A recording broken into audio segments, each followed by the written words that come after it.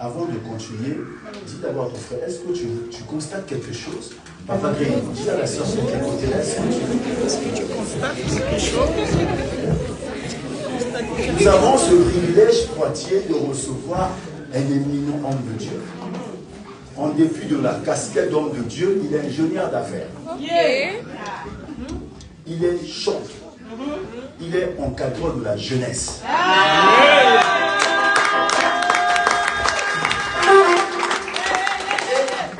Il est fils d'un pasteur. Voilà pourquoi, avec tout le respect, frère Nathan, pas Nathan Poitiers, Nathan de Paris. Alléluia. Sur vos acclamations, j'appelle l'homme de Dieu, le frère Nathan, sur le terre.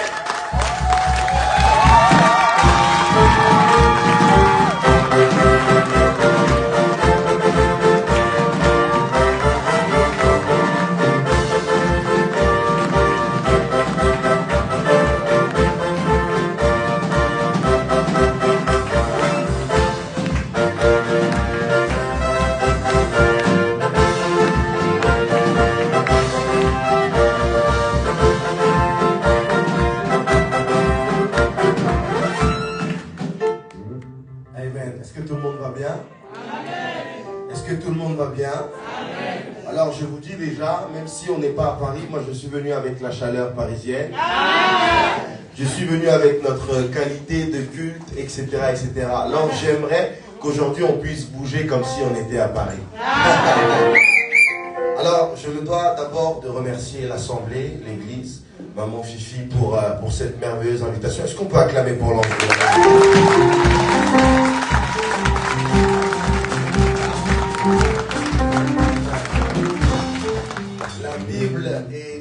Claire et elle qualifie les pasteurs d'une église comme des anges.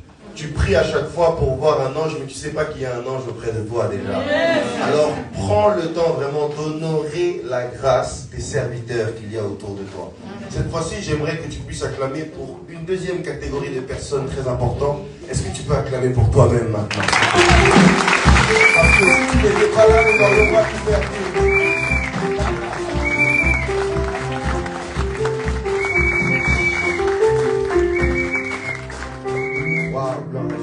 Je suis très content aussi parce que je retrouve mon frère Harry aujourd'hui. Ça fait très longtemps qu'on ne s'est pas vu. Est-ce qu'on peut acclamer pour lui?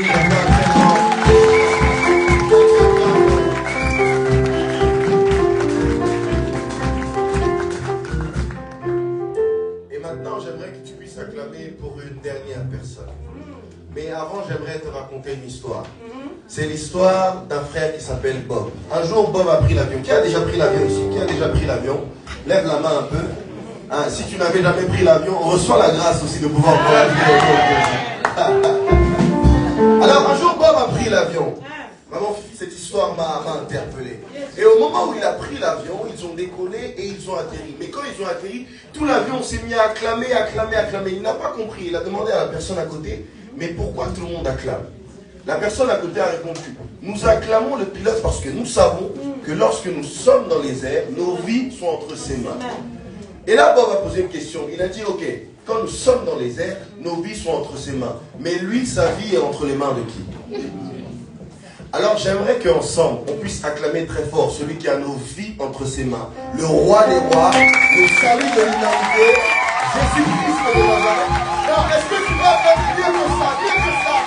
Est-ce que tu veux pousser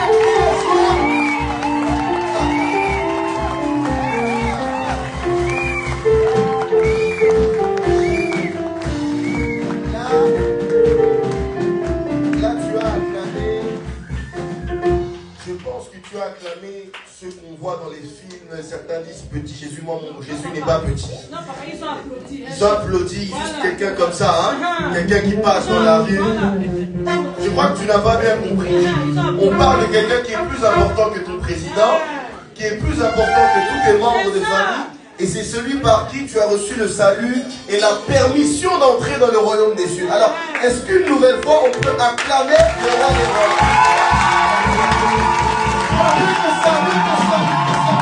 Il peut bouger!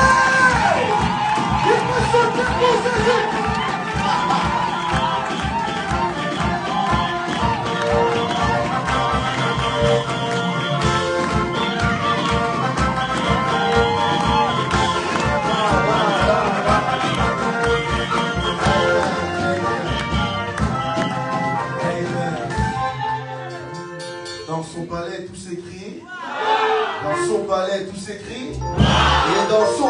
tous écrit gloire, gloire, gloire. Acclame très fort le nom du Seigneur.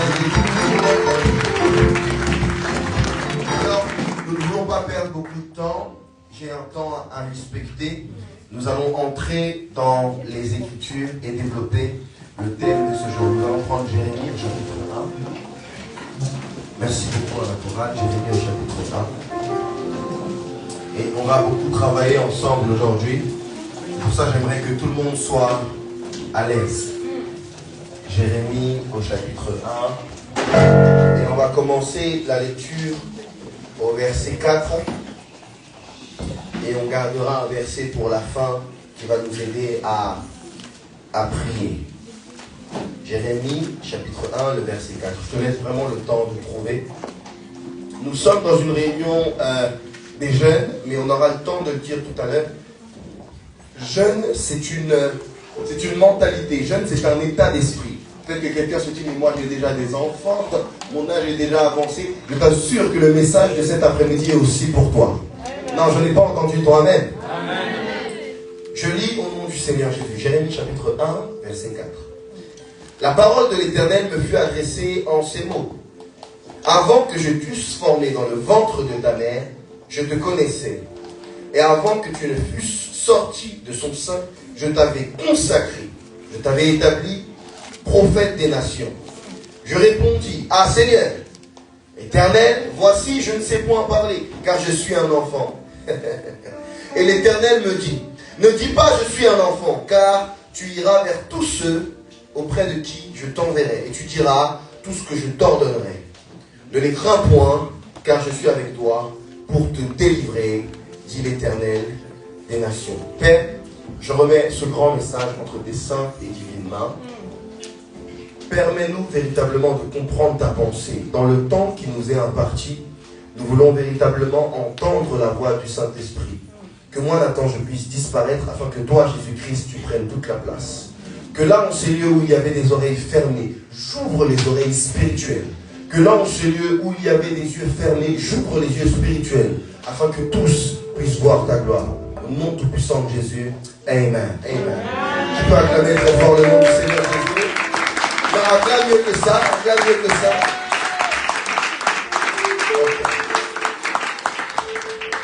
Alors, comme nous n'avons pas beaucoup de temps, on ne va pas forcément faire un cours biblique et un enseignement, mais j'aimerais préciser quelque chose. Ce n'est pas parce que tu es jeune que la méditation de la parole n'est pas pour toi. Il faut impérativement que tu maîtrises la parole de Dieu. Lorsqu'on m'a envoyé le thème, si maman Fifi, si le pasteur m'avait appelé en me disant, mais ok, tu vas nous parler de Jérémie, dis-moi qui est Jérémie, j'aurais pu répondre. Jérémie est un prophète qui a intervenu lorsque le peuple d'Israël était en captivité à Babylone. Bref, j'aurais pu faire toute son histoire. Pourquoi? Parce que je médite la parole de Dieu. Frère, sœur, surtout pour les jeunes, ne dis pas que tu n'as pas le temps de le faire parce que tu as le temps d'aller sur Netflix. Ne dis pas que tu n'as pas le temps de le faire parce que tu as le temps d'aller sur TikTok. Hein? Je peux m'adresser aux jeunes un peu? Je vais m'adresser aux jeunes un peu avant d'aller un peu plus loin. On va parler entre jeunes. Est-ce qu'un jeune peut dire Amen? Amen. Non. Est-ce qu'un jeune peut dire Amen? Amen. On va parler entre nous. Faites comme si maman Fifi n'était pas là. On va se dire 2-3 secrets. Pour ceux qui ont un iPhone, peut-être tu le feras après le culte. Il y a dans l'iPhone, dans les réglages, quelque chose qui nous permet de voir le temps qu'on passe sur une application. Va voir un peu le temps que tu passes sur Snapchat. Va voir un peu le temps que tu passes sur TikTok. Et pose-toi la question, est-ce que je passe plus de temps avec Snapchat et TikTok qu'avec le Saint-Esprit? N'est-ce pas hypocrite de venir à l'église le dimanche ou la semaine dire, Seigneur, n'entends-tu pas mes prières? Seigneur, tu ne vois pas mon cœur. Seigneur, je t'aime plus que tout. Tu dis, Seigneur, je t'aime plus que tout, mais tu passes plus de temps avec TikTok qu'avec lui. Tu connais toutes les dernières trends, tu connais toutes les dernières choses qui sont tendances, mais on parle de Jérémie, tu ne sais même pas que ce livre-là est dans l'Ancien Testament. Tout à l'heure, tu cherchais dans le Nouveau. Il faut qu'on prenne le temps de maîtriser les choses d'en haut. Et j'aimerais être clair avec un jeune. Nous ne sommes pas enseignés et nous ne sommes pas bâtis en Christ. C'est comme ça que lorsque tu arrives à l'école, tu as du mal à répondre à un débat avec les musulmans de ta classe. Parce qu'ils sont plus enseignés sur ta propre foi que toi. Ton ami musulman, il vient te voir, il te dit, Jésus est un simple prophète. Et toi, tu dis, hein, c'est vrai. Tu n'as rien compris à l'évangile. Et pourtant tu viens ici tous les jours. Maman Fifi crie, elle se casse la voix. Mais le message n'entre pas dans ton cœur. Mais je prie le Seigneur qu'après cette réunion, il y ait quelqu'un qui puisse commencer à méditer la parole de Dieu. Non, j'ai dit, je prie le Seigneur qu'après cette réunion, il y ait quelqu'un qui comprenne le mystère de l'œuvre de la croix. Alors aujourd'hui, on n'aura pas forcément le temps de le faire, mais je sais qu'à l'église, vous êtes bien enseignés. Prenez le temps de comprendre qui est Jésus, pourquoi il est mort à la croix sur nous, à quel moment il intervient, et vous verrez que déjà vous aurez beaucoup de réponses à vos prières. Alors le thème qui nous a été donné, c'est « Ne dis pas que tu es jeune ». Le texte précise même, c'est Dieu qui parle et qui dit à Jérémie « Ne dis pas que tu es un enfant ». Alors voici plusieurs choses. La parole d'aujourd'hui et même le message d'aujourd'hui n'est pas adressé simplement aux jeunes ou aux enfants, mais il est adressé à toutes les personnes qui se donnent des limites. Parce que là, Jérémie cherchait juste une excuse pour ne pas répondre à son appel. Peut-être que maman, peut-être que papa, tu es là, tu te dis, mais moi mon âge est déjà passé, c'est les enfants qui vont faire ces choses. Le Seigneur vient ce soir et il te dit, même toi il a besoin de t'utiliser. Non, je répète ça, même toi il a besoin de t'utiliser. Souvent on trouve des prétextes et des excuses, oui mais mon français est difficile et bla et bla. Dieu veut t'utiliser dans la condition exacte dans laquelle tu es. Amen. Et si vous regardez même l'histoire qu'il y a avec plusieurs héros, Gédéon, Moïse, David, tous ils avaient une excuse et un prétexte. Moïse commence sa marche avec le Seigneur et au moment où l'Éternel l'envoie, il trouve une excuse, il dit mais tu ne crois pas que ma langue est lourde?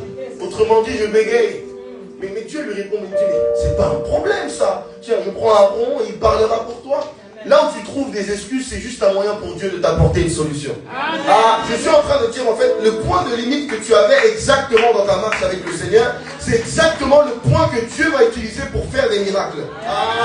Là où Moïse voyait une langue lourde qui n'allait pas l'aider à faire des grandes choses, Dieu voulait utiliser cette bouche-là pour faire des grands miracles au nom de l'Éternel. On dirait on n'est pas à la réunion des jeunes, on dirait on est à la réunion des retraités là. Est-ce qu'un jeune peut me donner un amen chaleureux? Amen. Non, est-ce qu'un jeune peut me donner un amen vivant? Amen. Donc Jérémie commence sa marche avec le Seigneur et il lui dit, ne dis pas que tu es un enfant. Là Jérémie s'est dit mince, le Seigneur là m'a contrecarré. Alors on va voir quelques points, quelques obstacles à l'appel de Dieu dans nos vies. J'aimerais que tu les notes et par la suite nous allons prier. Le sous-thème que j'aimerais développer, c'est qui a dit ça? Pose la question à ton voisin préféré. Qui a dit ça? Qui a dit ça? Non, pose seulement à ton voisin préféré. Qui a dit ça? Pour éviter qu'il y ait des jaloux à l'église, pose aussi à l'autre. Qui a dit ça? Qui a dit ça? Maintenant, pose la question à ton voisin le plus loin. Qui a dit ça? Celui qui a beaucoup d'options là. Dit ça. Les excuses que tu es en train de trouver dans ta propre vie, je te pose la question, mais qui a dit ça? Est-ce que c'est Dieu qui a dit ça? Est-ce que c'est Dieu qui a dit que tu étais trop jeune pour servir? Est-ce que c'est Dieu qui a dit que tu n'étais pas assez intelligente pour servir? J'aimerais vraiment que tu te poses la question à toi-même. Qui a dit ça? Tant que Dieu n'a pas parlé, tout est possible. Je répète ça encore. Tant que Dieu n'a pas parlé, tout est possible. Et il se peut même que c'est ta famille proche qui a parlé sur toi et qui te dit, mais attends. Tu veux servir Dieu, mais tu n'es même pas assez intelligent. D'ailleurs, quand tu parles, c'est difficile de te comprendre. Mais je répète ma question. Qui a dit ça? À partir d'aujourd'hui, quand on va venir te voir pour te diminuer, regarde ton ministère, regarde ta vie de prière, réponds à cette personne. Ok, mais qui a dit ça? Amen. Ta famille va venir te voir et va dire, mais tu sais pas, nous dans notre famille il y a la sorcellerie, tu ne pourras pas te marier. Réponds-leur. Qui a dit ça? Peut-être ta famille va venir te voir et va te dire, nous là, il n'y a personne qui est devenu millionnaire. Nous tous c'est galère sur galère. Réponds-leur. Qui a dit ça? Dans ta famille t'ont dit, de toute façon toutes les femmes, il y a un homme là, on enchaîne les enfants mais jamais personne se marie. Réponds-leur. Qui a dit ça?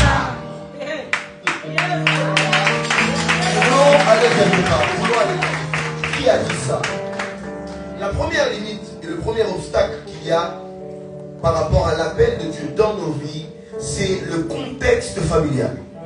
Note le premier point qui est le contexte familial. Dieu nous place dans une famille et puis lorsqu'on avance avec lui, On regarde notre famille, on se dit, mais attends, il n'y a rien de Dieu là dans ma famille. Il y a des problèmes, il y a des divisions, il y a des querelles, parfois même il y a la sorcellerie, mais il n'y a rien de Dieu dans ma famille. Bien plus, mon père ne m'aime pas vraiment, il est parti, ma mère m'aime, mais c'est compliqué, c'est conflictuel. Le contexte familial nous empêche d'entrer dans notre appel. J'aime cette histoire de Gédéon qui dit « Je suis le plus petit de la plus petite tribu d'Israël ». Le contexte familial n'était pas favorable à ce que Dieu fasse quelque chose. Mais ce qui est beau avec Jésus-Christ, c'est à partir du moment où tu rentres dans sa vie, à partir du moment où tu l'acceptes comme Seigneur et Sauveur, tu n'es plus membre de ta famille, mais tu es membre de sa famille. Amen. Si vous avez compris la puissance de la parole que je viens de dire, vous auriez dit un plus grand Amen. Amen. Je répète ça. En fait, là où il y a ton nom de famille, à partir du moment où le sang de Jésus coule dans tes veines, tu n'es plus de la famille X ou Y, mais tu es la famille de Christ. Amen. En fait, là, vous voyez maman Fifi avec un certain nom de famille, sachez qu'en réalité, elle s'appelle maman Fifi Christ. Moi, j'ai un nom de famille, mais je ne m'appelle pas comme ça. Mon véritable nom de famille, c'est Christ. Peut-être que quelqu'un va venir te voir et il va te dire, non, mais pour rentrer dans tel cercle, pour rentrer dans tel niveau en France, il faut faire partie d'une grande famille. Il ne savait pas qu'en réalité, ton père est le roi des rois. Oui, pour faire telle école de commerce, pour avoir tel salaire en France, il faut être issu de telle famille. Parce que les gens regardent à tes pères, à ta famille charnelle. Mais ils ne savent pas que dans ta famille spirituelle, il y a celui qui est le Seigneur des Seigneurs, le Roi des Rois, le salut de l'humanité. Et d'ailleurs, j'aimerais effacer un cliché par rapport à la personne de Jésus. Jésus a prêché un message, certains l'appellent la béatitude. Et dans ce message-là, il dit « Heureux les pauvres ». Car le royaume est pour eux très simple, etc., etc. Il dit plein de choses. Mais je veux clarifier quelque chose. Jésus n'était pas pauvre. T'imagines quelqu'un qui prend en charge 12 hommes adultes. Ils ne manquent pas de quoi manger, ils ne manquent pas de quoi se vêtir. Jésus n'était pas pauvre. Peut-être que quelqu'un se dit, mais attends, mais je vais rentrer dans la foi, je vais aller dans le ministère, je vais aller dans la galère. J'ai l'air d'un galérien? Est-ce que j'ai l'air d'un galérien? Non, je ne suis pas un galérien. Et je t'assure, ma poche est bien lourde. Pourquoi? Jésus n'appelle pas simplement ceux qui sont dans le besoin. Jésus appelle ceux dont il a besoin. Amen. J'aimerais rassurer quelqu'un. Le fait que tu acceptes de servir Dieu ne fera pas de toi quelqu'un de pauvre. Mais tu seras riche en esprit et ta poche sera aussi bien lourde. Et je répète ça, ta poche sera aussi bien lourde. Maman, j'aimerais te rassurer. Là où peut-être il y avait des choses qui étaient compliquées. Tu te disais, mon Dieu, les finances. Pour toi, Dieu ouvre une nouvelle porte. À partir de maintenant, ce sera très simple au nom de Jésus. Jésus n'était pas pauvre. Jésus n'était pas pauvre. Il va voir David, il lui dit, ton entreprise là, laisse ton entreprise, suis-moi. Écoute, si Pierre voyait Jésus, et il disait non, ce gars-là c'est compliqué. Il n'aurait jamais suivi Jésus. Mais il savait, le gars-là va m'entretenir. Je suis en train de rassurer quelqu'un. Jésus va t'entretenir dans ta vie là où tu es. Non, Jésus va prendre soin de toi. Donc le premier point, c'est le contexte familial. Et j'aimerais terminer avec cet exemple de David. David était mis en marge de sa famille. À telle enseigne que le prophète Samuel vient. Il vient pour choisir un nouveau roi. Et il y a tous les membres de sa famille, sauf lui. C'est-à-dire qu'il y a un repas qui est organisé, tout le monde est à table, lui il est dans la forêt. Un contexte familial difficile. Et là Samuel relâche une parole. Sont-ils là tous tes fils? Et Isaïe répond, non, il en reste un, mais il est dans une situation compliquée, on n'a pas besoin de lui. Samuel dit, nous ne placerons pas tant qu'il n'est pas venu. J'aimerais te rassurer sur quelque chose. Même si ta famille t'a mis en marge, Dieu ne t'a pas mis en marge. Bon, amen, là, je suis en train de me fatiguer, je vais rentrer à Paris. J'ai dit, même si ta famille t'a mis en marge, Dieu ne t'a pas mis en marge. En fait, Samuel était là, il était à table, et il a parlé à sa famille, à la famille de David. Il a dit, on ne va pas commencer à manger tant que David n'est pas là. Donc celui qui n'était pas nécessaire est devenu l'indispensable du repas. Je crois que vous n'avez pas bien compris. En fait, ils étaient là, ils étaient à table, ils commençaient à boire le jus, la viande, la fumée, ça sentait bon. Ils avaient faim. Et le prophète a dit, même si vous avez faim, vous n'allez pas manger. Parce qu'en réalité, la base même du repas n'est pas là. Donc nous ne partirons pas tant que le roi n'est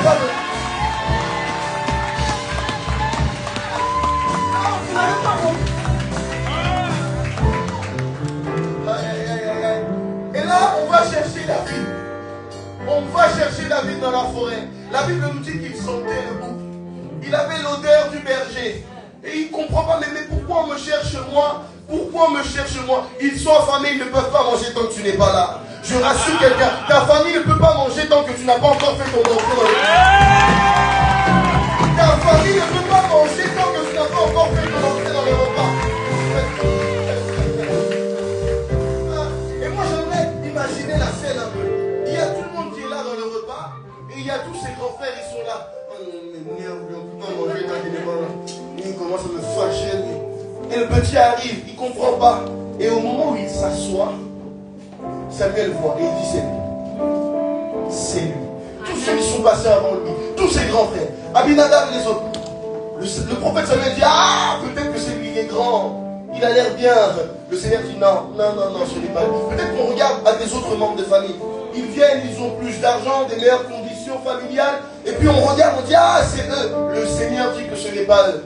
Parce que la base même de la percée de ta famille, ce n'est pas les autres. C'est toi qui m'entends.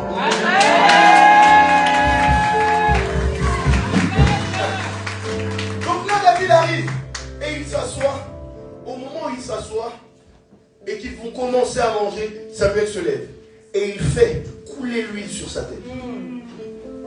Et tellement que l'huile a coulé, c'est allé jusqu'à sa coupe qui était en bas de son visage. Et sa coupe a débordé. En fait, là, ils étaient venus pour avoir un repas. Le repas est parti en cacahuète parce qu'il y avait de l'huile partout sur la table. Donc là où les autres sont affamés à cause de toi, finalement, ils ne vont même pas manger. Amen. En fait, je suis en train de prêcher, mais je crois que vous ne comprenez pas ce que je suis en train de dire. Donc, ils étaient affamés, le poulet était là. Quel plat tu aimes bien? Quel plat? Dis-moi quel plat tu aimes bien. Tu aimes quel plat? Tu aimes quel plat? Dis-moi un peu. Tu aimes manger quoi? Un peu de tout, non? Donnez-moi un plat. Allez, tu aimes manger quoi? Le riz et le poundou. Mais c'est très bon. Le poulet léger. Pas d'autre. Vous aimez manger quoi? Vous aimez manger quoi? Moi, j'aime bien le fumbo. Aïe, aïe, aïe. Quand il y a le fumbo, là, vraiment, je suis prêt. Ma prière dure 30 secondes, j'ai faim. Donc, ils étaient là, affamés, préparés à recevoir le repas. Le petit arrive. Il saccage le repas. Déjà, premièrement, il saccage le repas. Mais ça ne s'est pas arrêté là. Là où il était rentré dans la pièce en tant que le dernier, il ressort de la pièce en tant que le roi de ses... Ne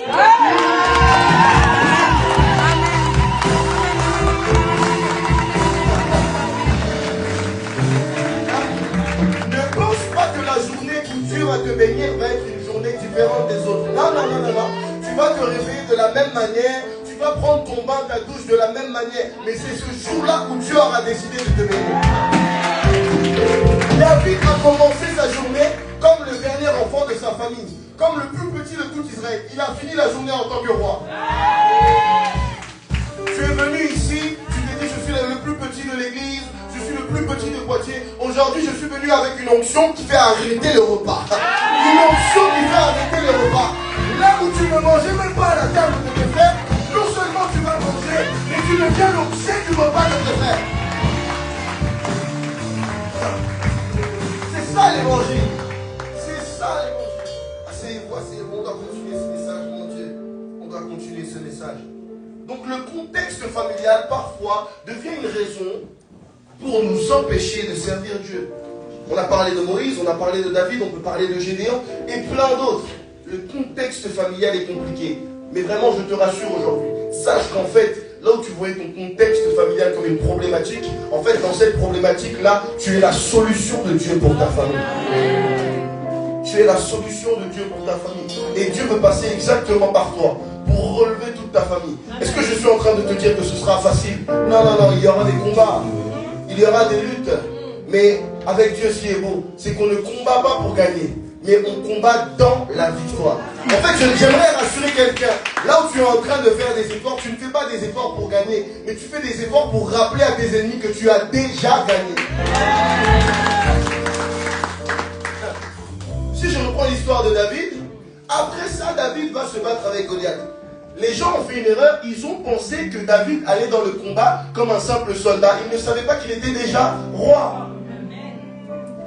Là où toi tu passes du temps dans la prière, ta famille te néglige. Mais ils ne savent pas que tu fais ces combats-là déjà avec une dimension royale. Amen. On avance. Je crois que vous n'avez pas compris, on avance.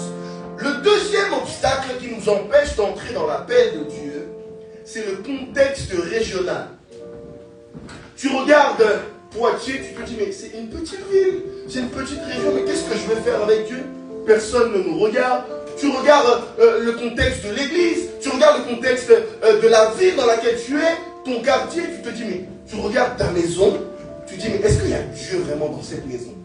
C'est des choses où on veut nous amoindrir. C'est des choses qui veulent te diminuer. Je t'assure, tu n'es pas petit, tu es grand. J'aimerais te rassurer, tu n'es pas petit, tu es grand. Là, je vais parler à un jeune. T'es pas un petit peu... Ah, un jeune n'a pas compris. T'es pas un petit peu... D'ailleurs, j'ouvre cette parenthèse. N'accepte pas que tout le monde t'appelle petit. Amen. Amen. Cette parenthèse. Tu acceptes que tout le monde t'appelle petit, mais tu sais pas que certains t'appellent comme ça pour te diminuer. David arrive là où il y a Goliath et son frère lui dit, je connais ton orgueil. L'air de dire, petit, calme-toi. Il fait ça pourquoi? Pour te diminuer. Là, ce sont les choses des grands. Mais tu dis que tu es grand. Ça fait 40 jours qu'il est là, tu ne l'as pas tapé. Il fallait le taper. Parfois, certains utilisent le terme petit pour te diminuer. Moi, depuis plusieurs années, il y a des personnes, je refais ce que tu m'appelles petit, on ne se connaît pas. Appelle-moi par mon prénom. J'ai un prénom que ma mère m'a donné à ma naissance, je l'aime beaucoup. Appelle-moi par mon prénom. Que tu le veuilles ou pas, il y a des circonstances de la vie qui t'établissent à la table des grands. Les gens ont négligé Macron quand il était en candidature. Ils ont dit, mais c'est un petit. Les présidents ont au moins 50 ans. Le gars n'a pas regardé à ça. Que tu le veuilles ou pas, même les vieux là, quand le président passe, eux tous ils s'inclinent. Parce que dans la grandeur, il n'y a pas de petit ou de grand. Tout est une affaire d'onction.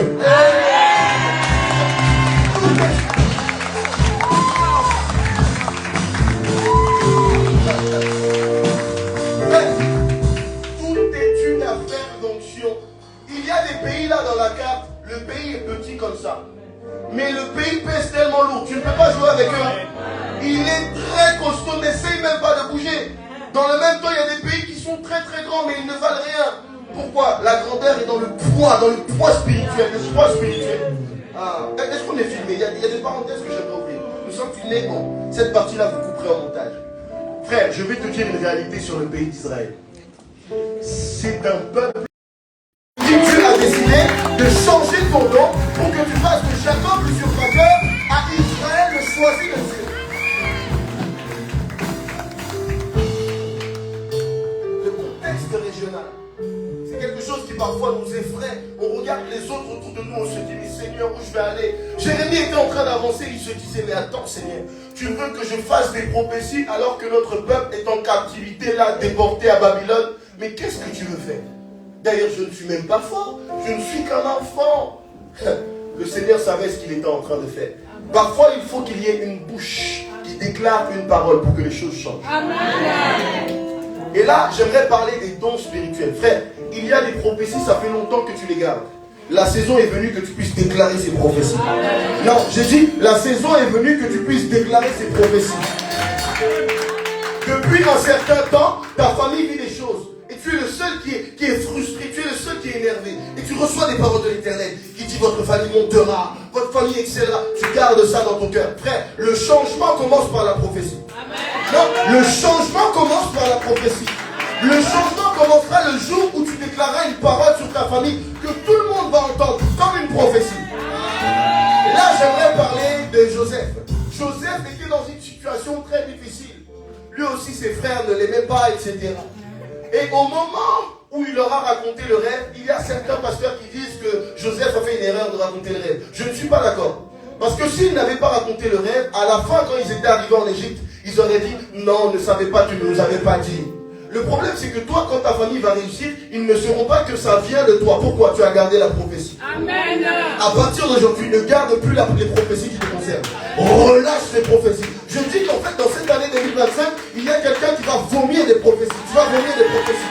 En pagaille, en pagaille, en pagaille.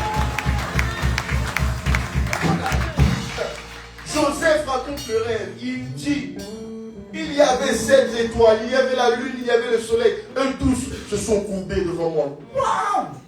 17 ans. Imagine-toi si tu racontes un rêve comme ça à tes parents. En tout cas, moi, je ne sais pas si je dormirai à la maison. Un rêve c'est ce rêve-là qui a commencé à déclencher des choses dans le monde spirituel. J'aimerais que quelqu'un, parce que là, quand on prend ce verset-là, c'est donné dans un livre prophétique. C'est-à-dire qu'en fait, cette conférence des jeunes est une conférence prophétique. Tu dois absolument te rattacher à la prophétie. À partir du moment où tu comprends que ce que l'Esprit a déposé en toi, c'est la base de son travail, ta vie va complètement changer. Avançons. Le troisième obstacle à l'appel de Dieu dans nos vies, c'est nos conditions humaines. Peut-être que quelqu'un se regarde et dit, mais moi je suis qu'une femme. Mais moi je suis trop petit en taille, moi je ne suis pas très intelligent, moi je n'ai pas beaucoup d'argent, d'ailleurs je n'ai qu'un petit travail, déjà les fins de mois sont difficiles. Maintenant tu te dis que tu ne vas pas réussir. Je reprends ma première question qui est mon sous-thème. Qui a dit ça? Qui a dit que cet argent-là n'était pas nécessaire pour bouleverser toute ta famille? Qui t'a dit que l'intelligence que tu avais n'était pas assez grande pour changer toute l'histoire de ton existence? Parfois on pense que la destinée, on va se réveiller un jour et tu vas gagner à l'euro million. Frère, déjà, en tant que chrétien, on ne parie pas. Tu vas pas dire amen, hein? Quelqu'un se dit, le serviteur là, j'allais faire mon ticket lundi, il me fait des problèmes là. En tant que chrétien, on ne parie pas. Amen. Fallait le dire ça. Hein? Donc toi, tu penses qu'un jour, tu vas te réveiller et 1 million vont être sur ton compte. Tu te trompes lourdement. Je dis une deuxième fois, tu te trompes lourdement. Ce qui bouleverse ta destinée, c'est quand tu vas comprendre ce que tu portes en toi. Que personne ne vous mente, par rapport à la réussite ici-bas sur terre. Et les païens et les chrétiens, nous tous on fait la course. Le problème, c'est que parfois les païens ont plus conscience de ce qu'ils portent que toi qui viens à l'église tous les jours. Amen. Tu as un talent, tes mains sont bénies, sœur. Tu sais que quand tu touches le visage d'une fille, tu l'embellis. Elle était moche comme Mimi, elle devient belle comme Midi. Mais tu dois exploiter ce talent. Tu viens à l'église, tu nous embêtes avec des longues prières. Maman, prie pour moi, je suis bloqué. Tu n'es pas bloqué, c'est toi-même qui te bloque. Amen. Utilise ce que Dieu t'a donné pour avancer. Matthieu chapitre 11 verset 12. Ça c'est le verset de ma vie. Jésus parle et il dit, depuis le temps de Jean-Baptiste jusqu'à nos jours, le royaume des cieux est forcé. J'aime la version qui dit est soumis à la violence. Et ce sont les violents qui s'en emparent. Est-ce que je peux choquer quelqu'un? Frère, en fait, il y a un temps où tu demandes des choses à Dieu. Seigneur, donne-moi ceci, réponds-moi par rapport à tel sujet, il te donne. Mais il y a un niveau de bénédiction, tu dois arracher ça dans les mains de Dieu. Est-ce que je peux ouvrir, aller plus loin un peu? Frère, tu pries pour la délivrance de ta famille. Ta mère avait prié pour ça. Ta grand-mère avait prié pour ça. Ton arrière-grand-mère avait prié pour ça. Ça n'a rien changé. Et tu penses que toi, en 2025, tu viens, tu fais les mêmes prières, ça va changer quelque chose? Il faut changer de stratégie. Je répète, Matthieu chapitre 11, verset 12. Prends ce verset, il va t'aider à prier. Matthieu chapitre 11, verset 12. Depuis le temps de Jean-Baptiste jusqu'à nos jours, le royaume des cieux est forcé. Oh là là là là. En fait, j'ai envie de t'expliquer. J'ai besoin de deux frères. Que deux frères viennent. Je vais illustrer ça, je pense que ce sera clair. Deux frères. On va se mettre ici. Deux frères, voilà. Mettez-vous là, comme ça. Vous me regardez en face. Voilà. On comprend dans le livre de Genèse, vous irez lire, quand Adam et Ève sont chassés du jardin d'Éden, Dieu place un chérubin protecteur devant l'arbre de vie, avec une épée flamboyante. Parce que Dieu parle et il dit, si l'homme mange de l'arbre de vie, il sera comme nous. Ok. Donc il met des gens devant le royaume là, pour pas que l'homme rentre. Vous irez lire la suite de l'histoire. Un jour, les hommes ont fait une grande tour, on appelle ça la tour de Babel, c'était pour monter au ciel. Dieu a vu ça, il a dit, ça va me faire des problèmes. S'ils font ça, rien ne pourra les arrêter. Même moi, Dieu, qu'est-ce qu'il a fait? Il a cassé la tour, il les a dispersés, c'est comme ça qu'on a toutes les langues partout dans le monde. Exactement. Ok. Maintenant, on arrive dans la nouvelle alliance. Jean-Baptiste commence son ministère. Jésus dit qu'il n'y a pas de plus grand que lui. Et au moment où il commence son ministère, il a un tel feu en lui que là où les autres étaient en train de forcer le royaume, ils n'arrivaient pas. Là, il y a les anges qui sont là. Jean-Baptiste force. Il les bouscule jusqu'à ce qu'ils rentrent dans le royaume. J'aimerais dire à quelqu'un, je te donne la force maintenant de bousculer ces anges-là pour que tu puisses arracher la bénédiction. Frère, si là tout de suite j'avais dit de prier contre les démons de ta famille, tu aurais dit un plus grand amen. Mais frère, les démons de ta famille, tu vas les gagner parce que tu as Dieu. Mais maintenant tu te bats avec Dieu, tu vas faire comment? Là on est à un niveau où derrière, là dans le royaume, il y a une bénédiction qui porte ton nom. Le problème, c'est que Dieu veut évaluer. Est-ce que tu as la force nécessaire pour aller l'arracher? Amen. Jacob veut changer son nom. Dieu n'a pas envoyé une armée. Dieu n'a pas envoyé, je ne sais pas, quelqu'un pour se battre contre lui ou le tenter. Non. Dieu est venu lui-même pour évaluer. Ok, tu veux être une grande nation, on va se battre, toi et moi. Alléluia. Il s'est battu toute la nuit. Et à la fin simplement de la bagarre, on pose la question, quel est ton nom? La parole dit, et Dieu le bénit là. C'est la dimension où on est tellement violent par rapport au royaume. On secoue tellement que Dieu dit, ah là je suis obligé de les laisser passer. Est-ce que tu as déjà atteint un niveau de prière où Dieu doit te laisser passer, coûte que coûte, il faut que ça marche? J'aime les Quinois qui dit, Eko Simba. Il faut arriver à un niveau, frère, vouloir ou pas, ça va marcher. Amen.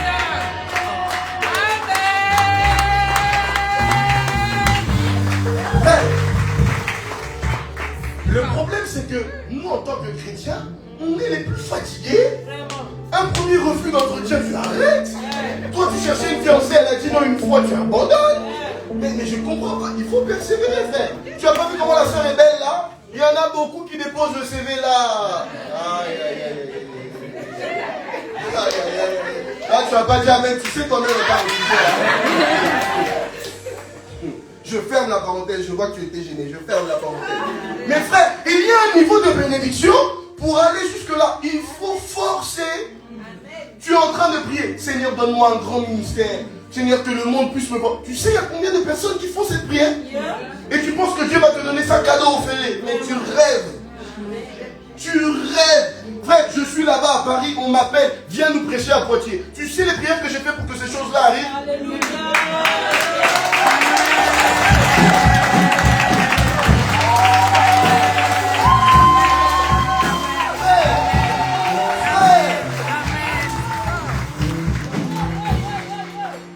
Il y a un niveau de bénédiction où il faut être violent. Ne regarde pas ta jeunesse. Ne regarde pas l'âge qui est dépassé. Ne te dis pas je suis qu'une femme. Ne te dis pas j'ai déjà des enfants. Sois violent, sois violent, sois violent. Depuis le temps de Jean-Baptiste jusqu'à nos jours, le royaume est forcé. Frère, tu sais il y a combien de personnes, Harry, qui chantent, qui veulent remplir des stades? Nous tous on fait les mêmes prières. Seigneur, je veux remplir des... Ok. Mais là, la saison vient où Dieu regarde si on fait preuve de violence.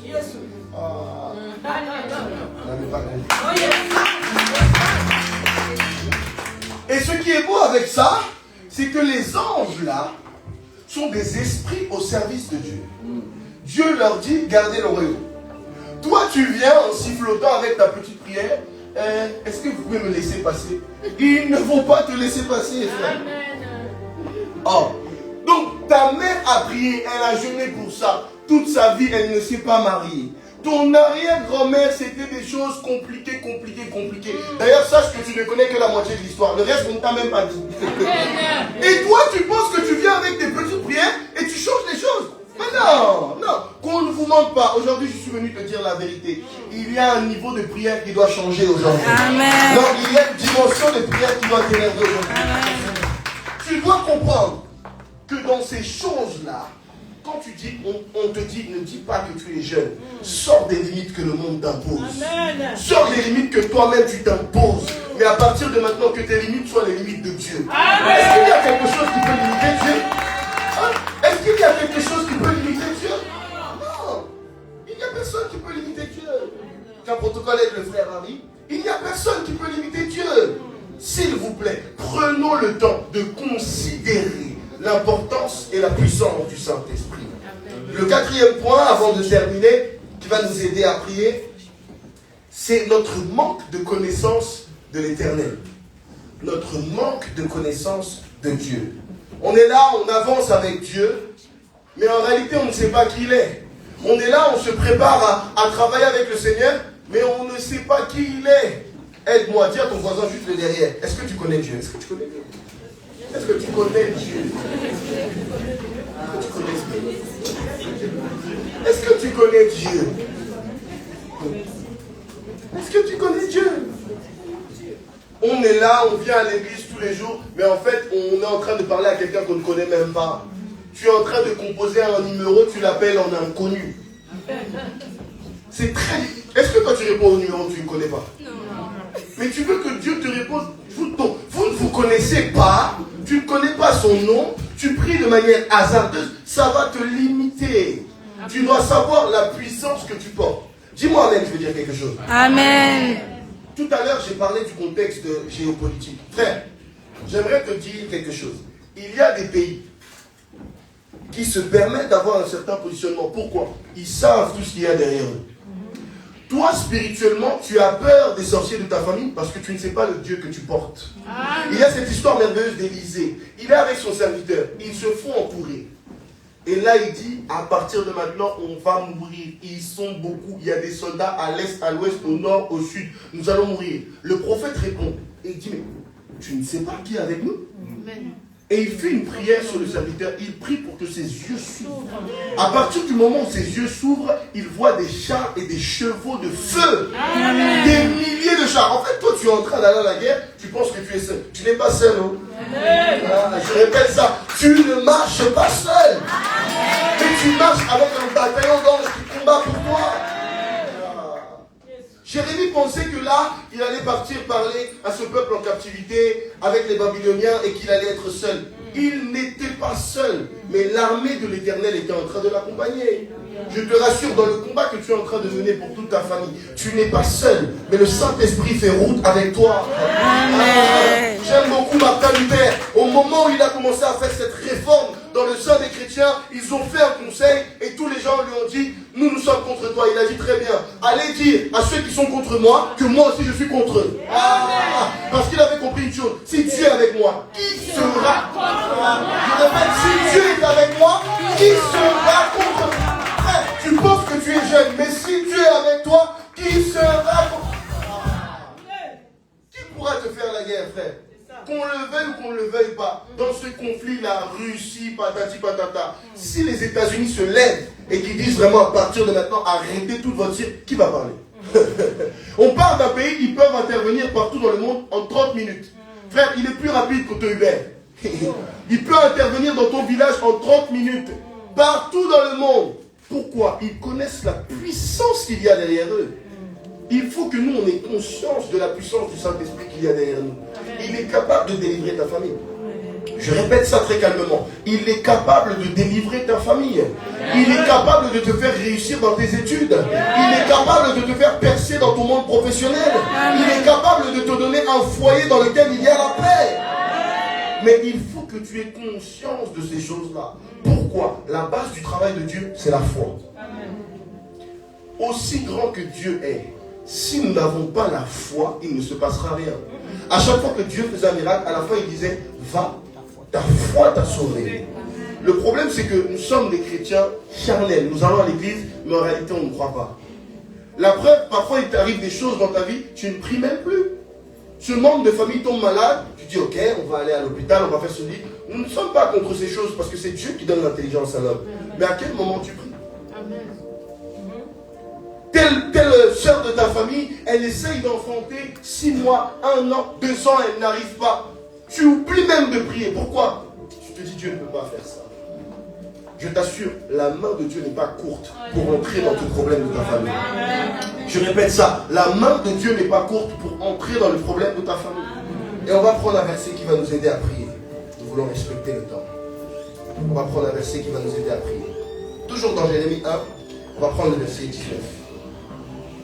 Vous devez savoir, nous sommes dans un contexte de guerre. Si tu ne sais pas, tu es en train de mener une guerre spirituelle. Tu penses que c'est tout le monde qui veut que tu excelles dans ton secteur professionnel? Tu penses que c'est tout le monde qui veut que ton ministère avance et réussisse? Tu penses que c'est tout le monde qui veut que tu te maries et que tu aies des enfants? Non, il y en a qui ne veulent pas ça. Jérémie chapitre 1 verset 19. Je lis au nom du Seigneur. Ils te feront la guerre. mais ils ne te vaincront pas. Car je suis avec toi pour te délivrer, dit l'Éternel. Frère, prends ce verset de Jérémie 1,19. Grave-le dans ton cœur. Lorsqu'il y aura des temps difficiles, n'oublie pas. Oui, il y aura des batailles. Ils te feront la guerre. Ils vont lancer des flèches. Ils vont faire des incantations. Mais ils ne te vaincront jamais. Je suis en train de dire à quelqu'un, peut-être que tu vas reculer.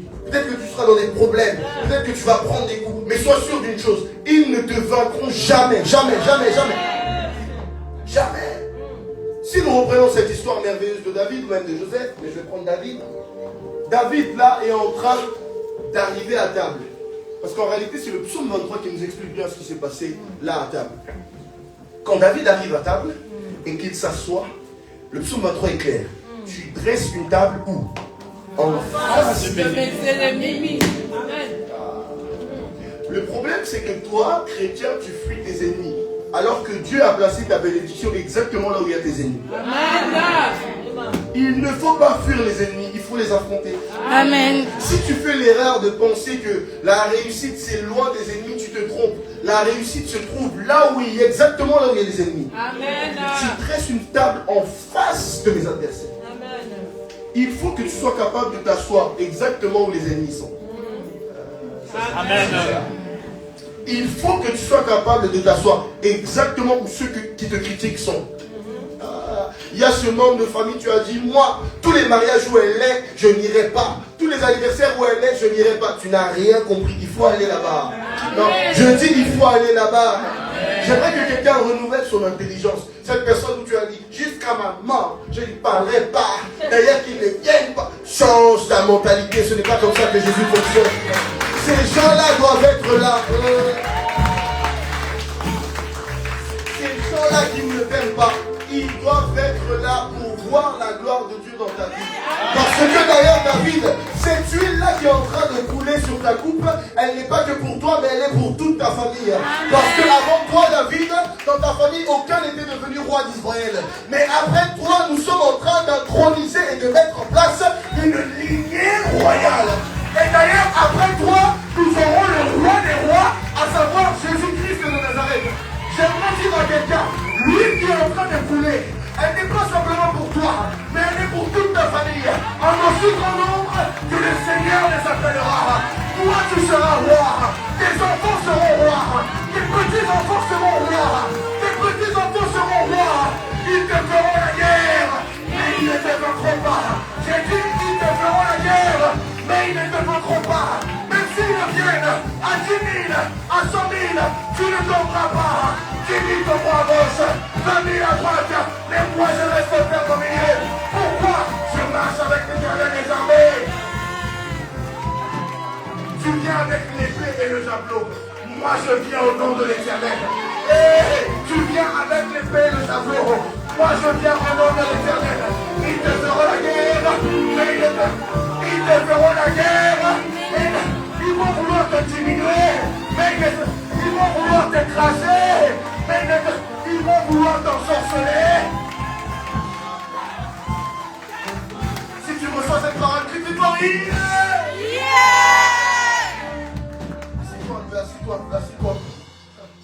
Assis-toi un peu, nous avons déjà fini, assis-toi. J'aimerais que tu comprennes que cette dimension-là avec Dieu, c'est trop dangereux. C'est trop dangereux. À partir du moment où tu comprends que la force vient d'en haut, plus personne ne peut te limiter. Plus personne ne peut te limiter. J'aime beaucoup cette histoire-là de Jésus. Il rencontre Philippe. Philippe vient avec Nathanaël et il dit, voici un homme en qui il n'y a point de fraude. Et il donne une parole prophétique. Il dit, à partir de maintenant, vous verrez les anges monter et descendre dans la vie du Fils de l'homme. Alléluia. Voici la première dimension de cette parole. Premièrement, ça veut dire que si les anges montent et descendent, c'est qu'ils sont là. Amen. Parce qu'on ne dit pas les anges descendent et montent. Non, on dit les anges montent et descendent. Ça veut dire que leur base de travail, c'est la terre. J'aimerais te rassurer, là où tu te trouves, il y a des anges qui sont en train de combattre en ta faveur. Je répète, il y a des esprits qui sont en train de travailler en ta faveur. Yes. Toi, tu penses que là, au travail, à l'école, tu es tout seul. Tu ne sais pas qu'il y a des anges là qui sois en train de monter la garde, si quelqu'un essaie de te toucher, en fait, c'est mou. Personne ne peut te toucher. Ça, c'est la première dimension de cette parole. Mais ça ne s'arrête pas là. La Bible est un livre codé qu'il faut savoir déchiffrer. Écoute bien. Lorsque Jésus dit, voici, tu verras les anges monter et descendre. Lorsqu'on parle du trajet des anges, ça veut dire que les anges vont récupérer quelque chose au ciel et qu'ils te le donnent. Okay. Maintenant, les anges, ils font comment pour descendre et pour monter? Si les anges montent et descendent, c'est qu'il y a forcément un moyen de le faire. Je t'explique ça. Jacob est dans un lieu et il dort, il a un songe, il voit une échelle qui monte vers le ciel. Et il bâtit ce lieu Bethel. Il avait trouvé l'endroit même où les anges étaient en train de monter et descendre. Frère, j'aimerais qu'à partir d'aujourd'hui, tu dépasses le niveau où les anges t'apportent les bénédictions. Tu vas mettre les anges de côté et tu vas dire, à partir de maintenant, moi-même je vais prendre l'échelle et je vais arracher cette bénédiction. Moi-même je vais prendre la même échelle que les anges prennent. Je vais monter au ciel et je vais récupérer la bénédiction qui me revient. Cette femme a la perte de sang. Elle avait une perte de sang pendant plusieurs longues années. Il n'y a aucune prophétie dans la Bible qui dit que si une femme, que si une personne malade, touche le vêtement du Messie, elle est guérie. Il n'y a rien dans la parole de Dieu qui dit ça. Vous pouvez lire toute la loi. Il y a beaucoup de prophéties, oui, pour être guéri, faites ci, pour être guéri, faites ça. Il n'y avait aucune prophétie qui disait, si tu touches le pan de la robe du Messie, tu seras guéri. Mais cette femme en avait tellement marre qu'elle-même, elle a pris un stylo divin. Elle a pris le stylo du Saint-Esprit. Elle a ajouté une prophétie pour sa propre vie. Et cette prophétie était en train de dire que si quelqu'un touche le pan de la robe de Jésus, il reçoit la guérison. Je suis en train de dire à quelqu'un, même si dans la Bible, il n'y a pas une parole qui est raccrochée à ce que tu traverses, toi-même aujourd'hui, tu vas prendre le stylo du Saint-Esprit, tu vas écrire une ordonnance, tu vas écrire une chose, un décret, qui va faire que la prophétie va s'accomplir. Parce qu'il y a un niveau là dans l'Assemblée nationale où l'Assemblée propose une loi et les gens votent pour valider. Ça, c'est le premier niveau. Mais il y a un autre niveau où ils mettent 49.3. Que tu veuilles pas, la loi va passer. Je suis en train de dire à quelqu'un, que tu le veuilles ou que tu ne le veuilles pas, cette loi doit passer. Que tu le veuilles ou que tu ne le veuilles pas, cette prophétie qui vient sur ta vie, elle s'accomplira. Car même si la promesse tarde, attends-la. Même si la promesse tarde, attends-la. Car elle s'accomplira. Car elle s'accomplira. Car elle s'accomplira. Frère, sœur, je ne sais pas ce que tu cherches, mais toi-même, aujourd'hui, tu vas écrire un décret qui va ajouter cette prophétie. Et cette prophétie s'accomplira certainement. Nous voulons nous lever, nous allons prier, nous allons prier, nous allons prier. Nous allons prier, nous allons prier, nous allons prier. Je vois plusieurs personnes qui doivent être libérées. Je vois des personnes qui sont rattachées à des jougs étrangers.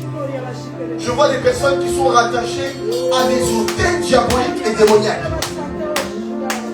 Cet après-midi, il y a des liens qui vont tomber. Non, j'ai dit cet après-midi, il y a des liens qui vont tomber. Frère, même si il n'y avait aucun décret, il n'y avait aucune ordonnance qui disait que tu réussiras. Aujourd'hui, je te donne le stylo du Saint-Esprit pour que toi-même, tu puisses écrire une parole sur ta propre vie qui s'accomplira. Et qui pourra écrire une parole sur ta propre vie qui s'accomplira. Et Jésus est tellement bon qu'il sait qu'il y a des personnes qui n'osent pas écrire. C'est comme ça qu'il est parti à la piscine de Bethesda. Il a vu un malade de plus de 38 ans. Un malade de plus de 38 ans. Et l'ordonnance disait quoi? La prophétie disait quoi? La prophétie disait que la première personne qui plonge sera guérie. La prophétie, à chaque fois, il l'a raté.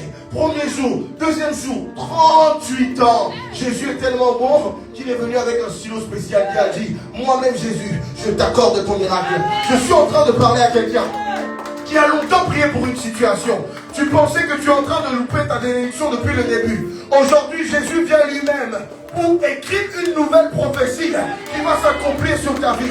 Si tu es d'accord, dis très fort, yeah! Yeah! Je vais compter jusqu'à 3. quelqu'un va faire preuve de violence spirituelle, tu vas appliquer Matthieu chapitre 11 verset 12. Tu vas aller auprès du royaume et tu vas aller arracher la bénédiction qui te revient. Ce ministère que tu as demandé en prière, il est là dans les cieux et il porte ton nom. Cette vie de famille que tu as demandé en prière, elle est là dans les cieux et elle porte ton nom. Ces réalités financières que tu as demandé en prière, elles sont là dans les cieux et elles portent ton nom. Mais nous voulons cet après-midi l'arracher au nom de Jésus. Qui est prêt à prier? Qui est prêt à prier? Je vais compter jusqu'à 3. Tu vas battre mes mains et tu vas prier très fort le nom de Jésus pour récupérer cette prophétie. 1, 2, 3. Commence à prier, commence à prier. Hey, je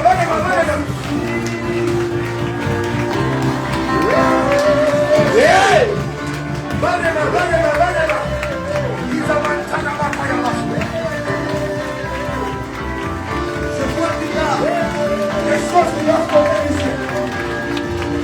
Reste violent,